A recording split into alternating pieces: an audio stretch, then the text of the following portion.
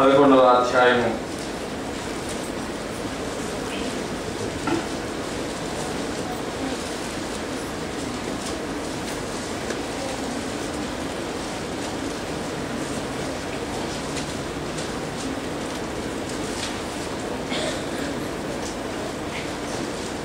మొదటి నుంచి 13వ వచనం వరకు ఉన్న లేఖన భాగాన్ని మనం ధ్యానం చేస్తున్నాం. అయితే ఇది చాలా క్లుప్తంగా ధ్యానం చేస్తాం కనుక ప్రతి ఒక్కరు మీ దృష్టి ఏకాగ్రతకి తెలుపవలసింది మనం చేస్తున్నాం. మొదటిగా మనందరికీ తెలుసు, రాజైన సౌలు మొట్టమొదటి ఇశ్రాయేలుల రాజు. ఆయన చివరి కాలము ఒక ఓటమిగా, చివరి కాలము దేవునికి ఒక అవిధేయతలో గడిచినట్లుగా మనకు కనిపిస్తుంది. అయితే సౌలు జీవితం కూడా మొదట్లో దేవుని యందు ఎంత గొప్ప భయము భక్తితో, ఎంత గొప్ప మంచి మనసుతో ప్రారంభమైందో తెలుసుకుంటే ఎందుకు సౌలు చివరికి అలా అయిపోయాడు బాధ కలుగుతుంది. వాస్తవ స్థితిగతులు మనకు తెలియదు. సౌలు చేసిన పొరపాటు ఏమిటంటే అసూయపడ్డం. ఆ అసూయకు తగిన ప్రతిఫలం పొందాడు. కానీ ఎన్నడూ దేవుని యందు తన యొక్క విశ్వాస భ్రష్టతను కనబరచలేదు. సౌలును మనం తప్పు అనుకోవడానికి కూడా లేదు. ఎందుకంటే ఒక దావీదును వెంటాడాడు, హింస పెట్టాడు, దావీదు ఏదో చేయాలని చూశాడు అని మనకు సౌలు మీద కొంత కోపం, దావీదు మీద కొంత అభిమానం. దావీదు అంటే మనందరికీ ఏదో మన దగ్గర బంధువు అయినట్టు భావన. సౌలు విషయానికి వస్తే సౌలేమో ఎవరో పరాయివాడు అన్న ఫీలింగ్. మనందరికీ ఎందుకో మరి దావీదు అంటే దావీదు పేరు వినగానే మా తాత అన్న ఫీలింగ్. మనందరికీ ఎంతో దగ్గర వాడు. సౌలేమో మన తాతను వెంబడించిన దుర్మార్గుడు అనే ఫీలింగ్. కానీ వాస్తవానికి ఇద్దరే. కొన్ని విషయాల్లో సౌలు పట్టుబడ్డాడు, కొన్ని విషయాల్లో దావీదు పట్టుబడ్డాడు. మహా గొప్ప భక్తుడు అనబడిన దావీదు కూడా పొరపాటు చేశాడు, సౌలు చేశాడు. మరి ఇద్దరిని మనం ఎందుకు అంటే డిఫరెంట్గా చూస్తాము? అట్లా మనం ఫోకస్ చేయడం వల్ల మనకు కొంతమంది తేడా కనిపిస్తున్నారు అంతే. చాలాసార్లు నేను కొన్ని స్టేట్మెంట్స్ వింటుంటాను. వాడు ప్రాణాలు తీస్తున్నాడు, లేకపోతే హత్య చేస్తున్నాడు, ఎంత ఘోరమైన విషయం అన్నారు.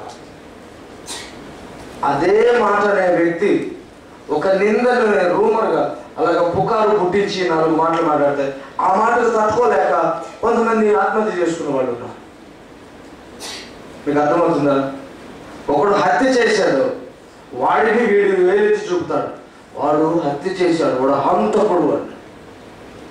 ఇదే వ్యక్తి మరొక మీద ఒక నింద వేస్తారు, లేకపోతే ఆ నిందల గురించి ప్రచారం చేస్తే ఈ ప్రచారానికి ఆత్మహత్య చేసుకొని చచ్చిపోయిన వాళ్ళు ఉన్నారు. ఇప్పుడు వీడు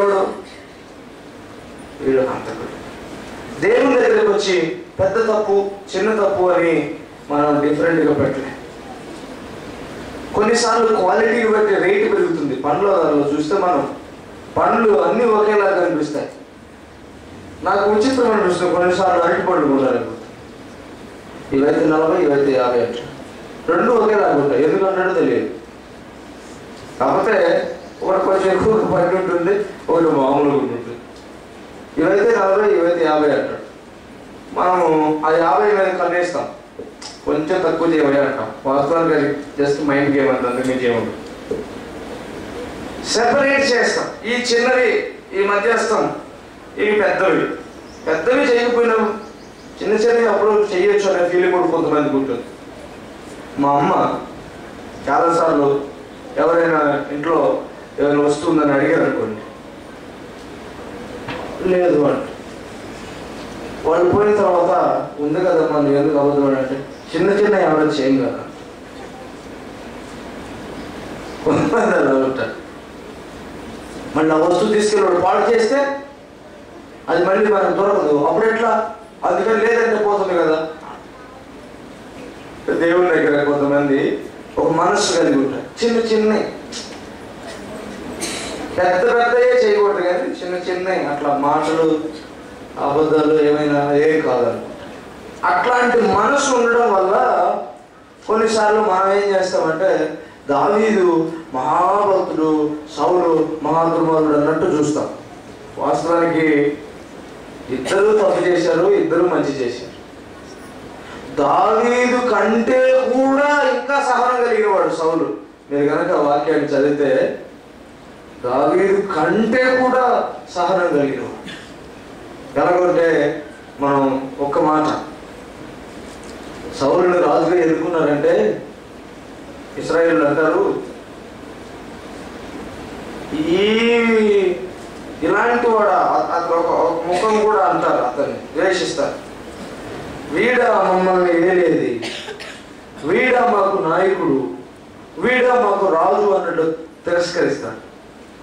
అయితే ఈ విషయము సౌలు ఎరిగి కూడా మిన్నకుండెను అని వాక్యం రాస్తుంది.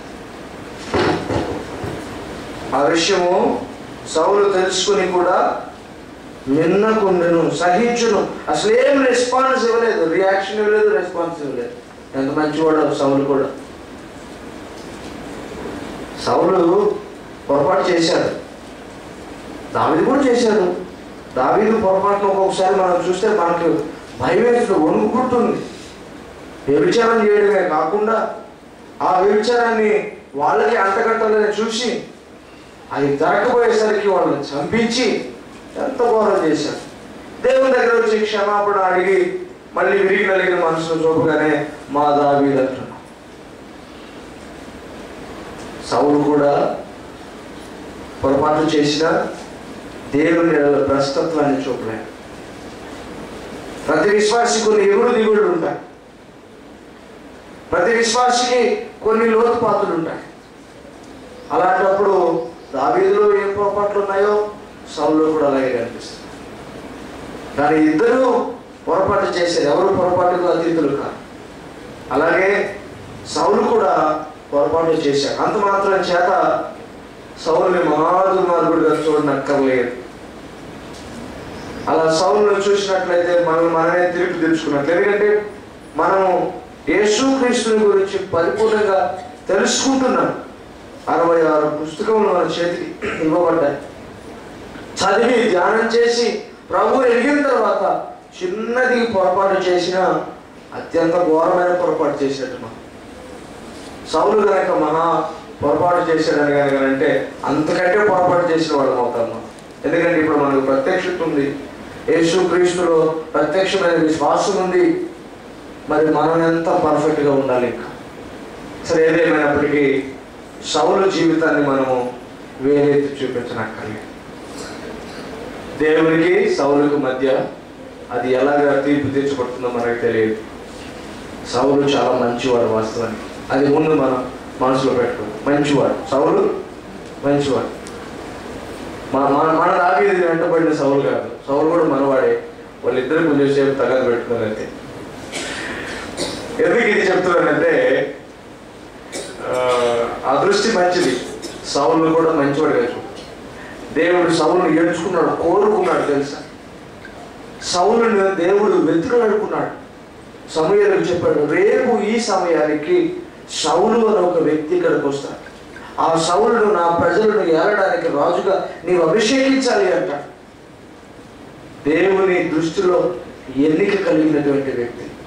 అందుకే దావీదు కూడా అంటాడు, దేవుని చేత అభిషేకించబడినటువంటి ఒక గొప్ప వ్యక్తి సౌలు అని అంగలార్చి ఏడుస్తాడు దావీదు కూడా. సౌలు చనిపోయిన తర్వాత మనం చూస్తే దావీదు అంగలార్చి ఏడ్చి తన వస్త్రములు చించుకుంటాడు. నా తండ్రి, నా తండ్రి అని ఏడుస్తాడు. నీకు బదులు నేను చనిపోయినా బాగుండేది అన్నట్లుగా ఏడుస్తాడు. అబ్షాలోము చనిపోతే ఎంతగా ఏడుస్తాడో సౌలు చనిపోయినప్పుడు అంతే ఏడుస్తాడు. దావీదుకు తెలుసు సౌలు మహాదుర్మార్గుడే కాదు, ఏదో అసూయ పడ్డాడు, మనసు కొంచెం సేపు మాయపొరలు కమ్మాయి, అంతేగాని సౌలు దేవుని అభిషక్తుడు అని దావీదుకు తెలుసు. ఆ మంచి మనసు ఉండడం ఎంతైనా మంచిది. సరే, మంచిది. ఈ 11వ అధ్యాయము మొదటి 4 వచనం. అమ్మోనీయుడైన నాహాషు బయలుదేరి యాబేషులకు ఎదురుగా దిగినప్పుడు యాబేషు వారందరూ, మేము నీకు సేవ చేయుదుము, మాతో నిబంధన చేయమని నాహాషుతో అనేది. ఇశ్రాయేలు మీదికి నింద తెచ్చినట్లు మీ అందరి కుడికన్నులను ఊడదీయుదునని మీతో నేను నిబంధన చేసేదనని అమ్మోనీయుడైన నాహాషు యాబేషు వారి పెద్దలతో చెప్పగా, వారు, మేము ఇశ్రాయేలు సరిహద్దులన్నిటికీ దూతలను పంపుటకై 7 దినముల గడువు మాకిమ్ము, మమ్మల్ని రక్షించుటకు ఎవరనూ లేకపోయిన ఎడల మమ్మల్ని మేము నీకు అప్పగించుకొనమని. దూతలు సౌలు గిబియాకు వచ్చి జనులకు ఆ వర్తమానము తెలియచెప్పగా జనులందరూ బిగ్గరగా ఏడ్చిరి.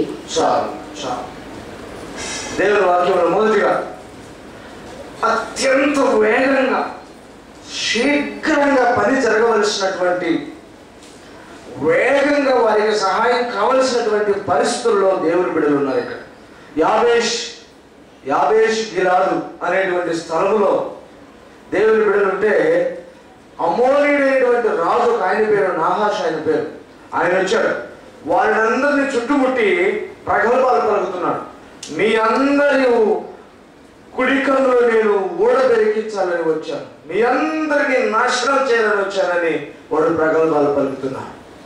వారి దగ్గరకు ఇశ్రాయేలు పెద్దలందరూ వెళ్ళి, అయ్యా, మేమందరం నీ సేవ చేయడానికి సిద్ధంగా ఉన్నాం, మేమందరం నీకు లోబడడానికి సిద్ధంగా ఉన్నాం, మాతో నిబంధన చేయి, మేము నీకు లోబడి మీకు పని వాళ్ళగా ఉంటామని నిబంధన చేసుకోబోతున్నారు.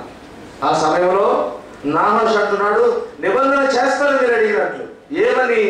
మీ అందరి ఈ కుడికన్నులు ఓడబెరుగుతానని నేను మీతో నిబంధన చేస్తాను. ఇది ఒక ఆపద సమయం, ఇది ఒక అక్కర సమయం, ఇది ఒక భయంకరమైన సమయం. శత్రువు బలము కలిగిన వాడే. అమోనీయులు అంటే చీకట్లో వాళ్ళకు బలం విపరీతంగా పెరుగుతుంది. చీకటి పడుతుందంటే వాళ్ళ బలము రెట్టిపోతుంది. వాళ్ళకి చీకటి అంటే మహా ఇష్టం. చాలా శక్తివంతమైన జనాంగం. అమ్మోనీయుల రాజు అయినటువంటి నాహాషు వేల కొలది సైన్యమును తీసుకొని వచ్చి ఈ యాబేషు గిలాదు చుట్టూ ముట్టడి వేసి మిమ్మల్ని హతం చేస్తానని చిటికలు వేస్తూ అతడు సవాలు చేస్తూ ఉన్నాడు. ఇశ్రాయేలు పెద్దలు ఆ యాబేషులో ఉన్నటువంటి వారు నాహాషుకు ఎదురుగా వచ్చి అంటున్నారు, దయచేసి మాకు 7 రోజులు గడువు, ఈ 7 రోజుల్లో మమ్మల్ని కాపాడుటకు ఎవరైనా రాకపోదురన్న ఆశ మాకుంది. ఒకవేళ ఎవరు రాకపోతే మా అంతటా మేమే వచ్చి నీకు లోబడతాం, నీ ఇష్టం వచ్చింది చేసుకో అన్నారు. ఈ 7 రోజులు ఎలాంటివంటే నిమిషము కూడా వేస్ట్ చేసుకోదగినవి కాదు. ఈ నిమిషము కూడా వృధా చేసుకుంటే వాళ్ళ రక్షణ ఏమైపోతుందో. ఇశ్రాయేలు సరిహద్దులన్నింటిలో అంతటి సమర్థులు ఎవరున్నారని వెతుకులాడడానికి దూతలను పంపిస్తూ ఉన్నారు. ఈ వార్తను అందరికీ చెప్పమని దూతలను పంపిస్తున్నారు. గిలాదు అనే ప్రాంతము యాబేషు 2 ప్రక్కనే ఉంటాయి. యాబేష్ గిలాదు అన్నారు. అందుకే ఈ గిలాదు దగ్గరకు వచ్చారు దూతలు. వెంటనే ఇదిగో 4-5 వచనాలు చూస్తా. దూతలు సౌలు గిబియాకు వచ్చినట్లు ఆ వర్తమానం తెలియజెప్పగా జనులందరూ దగ్గరగా ఏడ్చింది. పశువులను తోలుకొని వచ్చుచు జనులు ఏడ్చుటకు హేతువేమని అడగగా వారు యాబేషు వారు తెచ్చిన వర్తమానం అతనికి తెలియచేసింది. సౌలు ఆ వర్తమానం వినగానే దేవుని ఆత్మ అతని మీదకి బలముగా వచ్చెను. అతడు అత్యాగ్రహుడై ఒక కాడి ఎడ్లను తీసి తునకలుగా చేసి ఇశ్రాయేలు దేశంలో నలుదిక్కులకు దూతల చేత వాటిని పంపి సౌలుతోనూ సమూయేలుతోనూ చెరకుండు వాడేవాడు వాని ఎడ్లను నేను ఈ ప్రకారముగా చేయుదునని వర్తమానం చేశాను. అందువలన యెహోవా భయం జనుల మీదికి వచ్చిన కనుక ఒకడైనను నిలవకుండా వారందరూ వచ్చిరి. అతడు బెజకులో వారిని లెక్క పెట్టగా ఇశ్రాయేలు వారు 3 లక్షల మందియు, యూదా వారు 30,000 మందియు అయ్యి. దేవుని వాక్యాన్ని బట్టి చూస్తే ఇది ఒక అర్జెన్సీ ఉంది. ఇక్కడ ఇమ్మీడియట్ గా వాళ్ళకి రక్షణ కావాలి. ఎందుకంటే నాహాషు ఎదురుగా ముట్టడి వేశాడు, మిమ్మల్ని ఏదైనా చేస్తానని బెదిరిస్తూ ఉన్నాడు. ఒక విషయాన్ని గమనించాలి. ఈరోజు దేవుని సన్నిధిలో ఎవరైనా అలాగుంటే, ఇమ్మీడియట్ గా దేవుని సహాయం కావాలనే వాళ్ళు ఎవరైనా ఉంటే, ఇక మీద ఇప్పుడు కనుక దేవుడు స్పందించకపోతే ఏదైనా నష్టం జరిగిపోతుంది అనే కనుక మనసు ఎవరికైనా ఉంటే ఒక విషయాన్ని గమనించాలి. సమస్య, శోధన మీ దగ్గరకు రాకమునిపే, యాబేషు గిలాదు వారి మీదకు నాహాషు రాకమునిపే 9వ అధ్యాయంలో మనం చూస్తే సౌలును అప్పటికే ప్రభు సిద్ధపరిచి ఉంచాడు నాయకుడిగా. హల్లెలూయా. సమస్య మీ మీదకు రాకమునిపే, ఈ ఆపద మీ మీదకు రాకమునిపే, ఈ కష్టం మిమ్మల్ని ఆవరించుకు మునిపే మీ కొరకు ప్రభు సిద్ధపాటు కలిగి ఉన్నాడని, ఏర్పాటు చేసి ఉన్నాడని మీరు తప్పక తెలుసుకోవాలి. ఇదిగో ఈ మాటలు సౌలు వినగానే, ఇదిగో యాబేషు గిలాదు వారి మీదకి సాధారణుడు వారి అనుచరులు వచ్చారని వినగానే దేవుని ఆత్మ సౌలు మీదకి వచ్చిందట. హల్లెలూయా.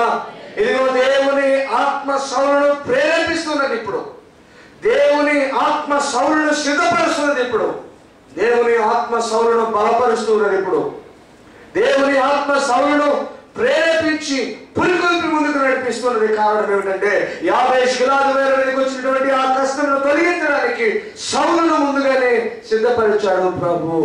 ఇదిగో ఈ మధ్యాహ్నకాల సమయంలో మనకి ఏదేని కష్టం ఉండి, ఏదేని మనసు కష్టం కలిగి మనం రకరకాల బాధలో ఉంటే, మనం దేవుని సన్నిధిలో ప్రార్థిస్తూ ఉంటే గనక, ప్రభువా ఈ కష్టం విషయం ఏమిటి, ప్రభువా ఈ ఇబ్బంది విషయం ఏమిటి, ప్రభువా ఈ సమస్య విషయం ఏమిటి, ఇప్పుడే ఈ సమయమే నువ్వు స్పందించకపోతే, నేను ఇప్పుడే నా సమయం నా విషయంలో జోక్యం చేసుకోకపోతే నేను ఎక్కువగా నష్టపోతాను, నా వారు ఎక్కువగా నష్టపోతానన్న మనసు నీకు కనుక ఉంటే, ఇదిగో దేవుని వాక్యం విషయాలు ఇస్తుంది. నీకోసం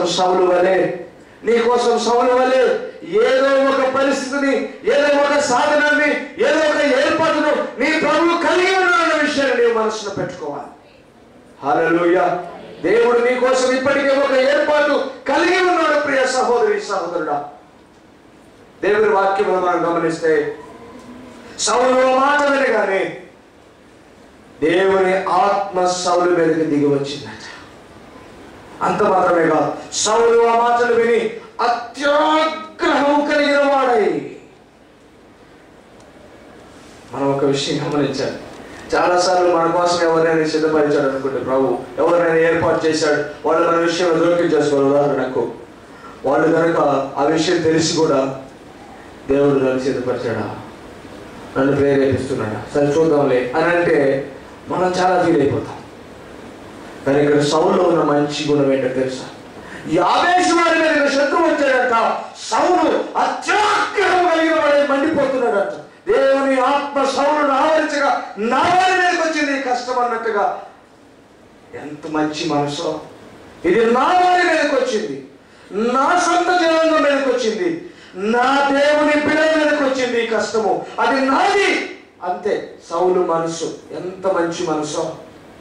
ఇది నాది, నేను చొరవ తీసుకోవలసిన విషయం. అత్యాగ్రహం కలిగిన వాడై సౌలు ఏం చేస్తున్నాడు?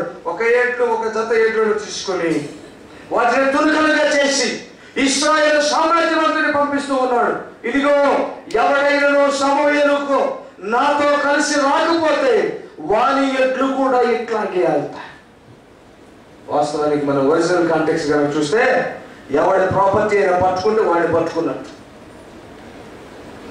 ఉదాహరణకి ఎవడి రాజ్యాన్ని మనం గెలిచామనుకోండి, అది వాడినే గెలిచినట్టు, అంతేనా కాదు? ఎవడి ఎట్లనైనా, ఎవడి సొత్తునైనా, ఎవడి జీవనాధారాన్ని మనం పట్టుకుంటే వాడిని కూడా అలాగే చేసినట్టు.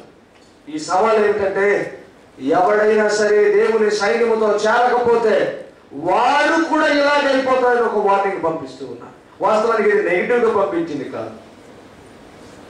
ఇశ్రాయేలు ప్రజల మీద మండిపాటు కాదు, ఇది ఇశ్రాయేలు ప్రజల మీద ప్రేమ పురికొల్పి రెచ్చగొడుతూ ఉన్నాడు. ఇంకా మీరు రాకపోతే, ఇంకా మీరు దేవుని సైన్యముతో కలిసి రాకపోతే మీరు దేవుని బిడ్డలు ఎలాగవుతారు? మీరు దేవుని ఆత్మకు లోబడకపోతే మీరు దేవుని బిడ్డలు ఎలాగవుతారు? ఇదిగో మీరు ఐక్యపరచబడకపోతే దేవుని బిడ్డలు ఎలాగవుతారు? ఇదిగో నేను దేవుని బిడ్డల కోసం తపన కలిగినట్లు మీకు కూడా తపన లేకపోతే ఎలాగ మీరు దేవుని బిడ్డలు అవుతారు? సవాలు పంపిస్తున్నాడు సౌలు. ఒక అత్యవసరమైన పరిస్థితిలో అత్యాగ్రహం కలిగిన నాయకుడు మన పక్షాన, ఒక ఏర్పాటు మన పక్షాన ప్రభు కలిగి ఉంచడం అనేది ఎంత గొప్ప విషయం. హల్లెలూయా. మీ పరిస్థితి ఏదైనా నాకు మరొకరికి తెలియకపోవచ్చు, కానీ నీ దేవునికి తెలుసు. నీ మీదకు కష్టం వస్తే, నీ శరీరానికి వేదన వస్తే, నీకేదైనా ఇబ్బంది వస్తే, నీవు అత్యవసరంగా ఆయన సహాయం పొందవలసి వస్తే దేవుని వాక్యం విషయాలు ఆయన ఏర్పాటు, ఆయన యొక్క సహాయము, ఆయన సిద్ధపాటు నీ కోసం చాలా దగ్గరలో అందుబాటులో ఉంది. అందుకే సౌలు ఎప్పుడైతే ఈ మెసేజ్ పంపాడో అనేకులు కూడి వచ్చేది, ఒక్కరైనను ఆగకుండా యుద్ధము చేయగలిగిన ప్రతి ఒక్కరు. ఎందుకంటే దేవుని భయం వారి మీదకి వచ్చిందంట. హల్లెలూయా. దేవుడు ప్రేరేపిస్తాడు.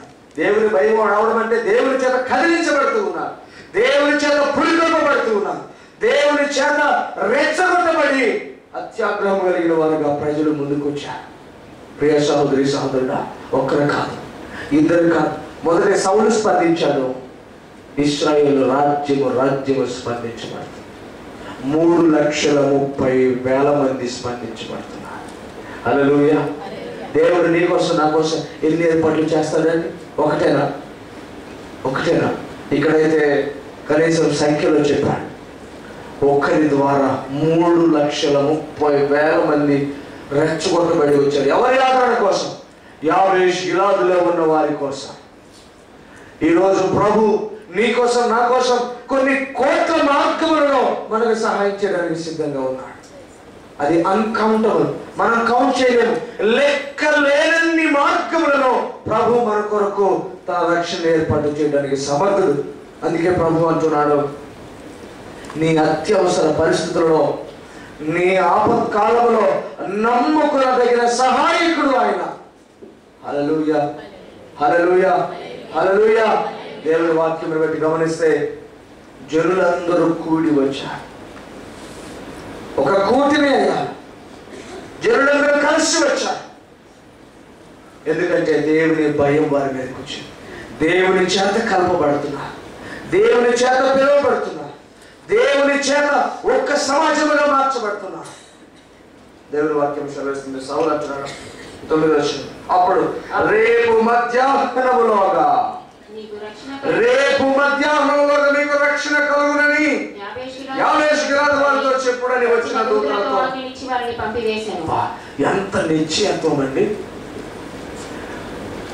ఆ అమోనీయులు ఎంతమంది ఉన్నారో తెలియదు, ఎంత బలవంతులో తెలియదు, వారు ఎంత తీవ్రమైన యుద్ధం చేస్తారో తెలియదు. కానీ దేవుని ఆత్మ చేత, దేవుని అభిషేకం చేత సౌలు చెప్తున్నాడు, రేపు మధ్యాహ్నములోగా మీకు రక్షణ కలుగునని యాబేషు గిలాదు వారికి చెప్పమంటూ ఉన్నారు. అది ఎంత పెద్ద కష్టమైనా, అది ఎంత పెద్ద శోధన అయినా, అది ఎంత బలం కలిగినదైనా, రేపు మధ్యాహ్నమున కల్లా, దేవుని వాక్య విషయం, రేపు మధ్యాహ్నం కల్లా మీకు రక్షణ కలుగును అని చెప్తూ ఉన్నాడు. ఎంత గొప్ప మాట! విషయం ఏంటంటే, తెల్లవారు చూడగా వచ్చినటువంటి 3,30,000 మంది 3 గుంపులుగా మారి 1,10,000 గుంపులుగా మారి ఈ అమోనీయుల గుడారంలో చొరబడి మధ్యాహ్నంలోగా ఒకడు కలిసి జంటగా పరిగెత్తలేనంతగా, అనగా ఒక్కడొక్కడే పారిపోయేంతగా, ఒక్కడొక్కడే మిగిలేంతగా, అనగా అంత ఘోరంగా అమోనీయులను హతం చేసినట్లుగా మనం చూస్తున్నాం. దేవుని శక్తి అక్కడ ప్రకటించబడినట్లుగా మనం చూస్తూ ఉన్నాం. ఎవడైతే ఇశ్రాయేలుతో సవాలు చేసి మీ కుడి కన్నులు ఓడగలుగుతానన్నాడో అటువంటి వాడు లేకుండా మధ్యాహ్నము కల్లా హతమైనట్లుగా చూస్తున్నా. ప్రియ సహోదరి సహోదరుడా, దేవుని శక్తి ఎంత గొప్పగా ప్రకటించబడుతుందో చూడండి. దేవుని శక్తి ఎంత గొప్పగా దేవుని బిడ్డలకు సహకారంగా నిలబడిందో మనం చూస్తూ ఉన్నాం. దేవుని వాక్యాన్ని బట్టి గమనిస్తే, నీ సమస్య ఎంత పెద్దదైనా, నీ అక్కర ఎంత పెద్దదైనా, దేవుని వాక్యం బట్టి చూస్తే నీ కొరకు ఇప్పటికే ఒక మార్గం ఏర్పాటు చేయబడి ఉన్నది. అంత మాత్రమే కాదు, నీ కోసం అనేక మార్గములు ఒక్కటై మహామార్గం అయిపోతాయి. అంత మాత్రమే కాదు, సమయం చెప్తున్నా, రేపు ఈ సమయానికి లేకపోతాయి, రేపు మధ్యాహ్నం కానీ ఒక నిశ్చయమైనటువంటి సమయాన్ని చెప్తున్నాడు ప్రభు. అది తప్పక జరుగుతుంది కనుక ఆ సమయం రాగానే నిజంగానే మధ్యాహ్నానికి సౌలు చూపించాడు దేవుని బిడలుగా ఎంత నిశ్చయత్వం కలిగి ఉన్నాడని. దేవుని ఎంత గొప్ప నిశ్చయత్వాన్ని సౌలుకి ఇచ్చాడు. నిజంగానే తెల్లవారు చూడగా మాట ఒకసారి చదువుతాం. 11వ వచనం. మరునాడు సౌలు జనులను 3 సమూహములుగా చేసిన తరువాత వారు తెల్లవారు సమయమున దండుమచ్చను చొచ్చి మధ్యాహ్నములోగా అమ్మోనీయులను హతము చేయగా వారిలో మిగిలిన వారి బెరేసి కూడి పోజాలకుండా చెదిరిపోయింది. జనులు సౌలు మనల్ని ఏలునాని అడిగిన వారేని, మేము వారిని చంపునట్లు ఆ మనుషులను తెప్పించులను సమూయేలుతో అనగా సౌలు, నేను యెహోవా ఇశ్రాయేలుకు రక్షణ కలుగజేసెను కనుక ఈ దినమున ఏ మనిషిని మీరు చంపవద్దనెను. మనము గిల్గాలునకు వెళ్లి రాజ్య పరిపాలన పద్ధతిని మరలా స్థాపించుకొందమని అని చెప్పి సమూయేలు జనులను పిలువగా జనులందరూ గిల్గాలునకు వచ్చి గిల్గాలులో యెహోవా సన్నిధిని సమాధాన బలులను అర్పించి యెహోవా సన్నిధిని సౌలునకు పట్టాభిషేకం చేసిరి. సౌలును ఇశ్రాయేలులందరూ అక్కడ బహుగా సంతోషించిరి. ఎంత గొప్ప మాట అండి. సౌలు యొక్క మంచి మనసు మళ్ళీ మనకు కనిపిస్తుంది. సౌలు చెప్పాడు, ఆ సమస్య ఎదుర్కొనక ముందే చెప్పాడు, రేపు మధ్యాహ్నంలో ఈ పని అయిపోతుందని చెప్పాడు. అవును, అలాగే అయిపోయింది. 3 సమూహాలుగా విభజించాడు. తెల్లవారు చూడగా అమ్మోనీయుల గుడారములకు సొరబడి మధ్యాహ్నంలోగా సమస్తమును హతం చేసేశాడు. అప్పుడు ఆ గొప్ప జయాన్ని చూసినటువంటి ఇశ్రాయేలులో కొంతమంది సౌలు దగ్గరికి వచ్చారు. ఏమంటారంటే, ఇది ఇంతకు ముందు మనం అనుకున్నట్టు సౌలు దగ్గరికి వచ్చి, అయ్యా నిన్ను దేవుడు మా మీద ఏలుబడి చేసేవారికి ఎంచుకుంటే కొంతమంది అన్నారే, వీడా మనం లేనేది అన్నారే, వాళ్ళని పట్టుకుని అర్థం చేద్దాం, ఇప్పుడు చూపిద్దామన్నా. సౌలు అంటున్నాడు, వద్దు నాయన, మనం చంపద్దు, ఇది యెహోవా ఏర్పాటు చేసిన దినం, ఇది దీనిని మనం సంతోషించాలి కానీ ఎవరిని బాధ పెట్టద్దు. ఏమన్నా సౌలు ఎంత మంచి మాట మాట్లాడుతున్నాడు. దేవుని సన్నిధిలో దహనబడి ప్రార్థన చేసి ఉత్సవం చేస్తున్నాడు సౌలు. ఇది దేవుని బిడ్డలు సంతోషించే సమయం, ఇది దేవుని బిడ్డలు దేవుని ఆరాధించే సమయం ఇది, అంతేగాని పగలు ప్రతీకారం తెచ్చుకునే సమయం కాదని చెప్తున్నాడు. సౌలు చాలా మంచివాడు. ఇక్కడ ఒక మాటను బట్టి మనం చూస్తే, ఇది మన ప్రస్తుత అంశం కాదు కానీ దేవుని రక్షణ, దేవుని విజయము, దేవుని స్వస్థత, దేవుని కాపుదల, దేవుని ఏర్పాటు ఎంత నిశ్చయమైనవో మనం చూస్తూ ఉన్నాం. మరొకసారి ఒక మాట చెప్పి నేను ముగిస్తాను. మీరు ఎంత అత్యవసర పరిస్థితుల్లో ఉన్నా, ఎంతటి ఆపత్కాలంలో మీరు ఉన్నా, మీకోసం ప్రభు ఇప్పటికే ఆలోచన చేసి ఉన్నాడు. మీ ఆపద మీకు రాకమునుపే, మీ అత్యవసర పరిస్థితులు మీకు రాకమునుపే, అంతకు మునుపే మీ కొరకు ఏర్పాట్లు చేసి ఉన్నాడు మీ ప్రభు మీకోసం.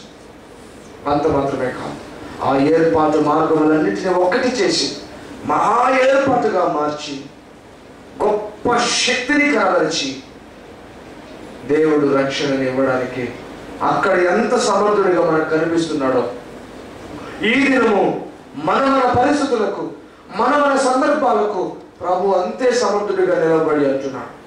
మీది రోగమా, మీది కష్టమా, మీది వేదన, మీ కుటుంబంలో ఏదైనా సమస్య, లేకపోతే మీ వ్యక్తిగతమైన సమస్య, నేను నిన్న నేడు నిరంతరము ఏకరీతిగా ఉండేవాడు, అంతే శక్తి కలిగిన వాడు, అంతే సమర్థులను. నా శక్తి సామర్థ్యములు నా బిడ్డలైన మీ కొరకు ఎల్లప్పుడూ అందుబాటులో ఉంటాయి.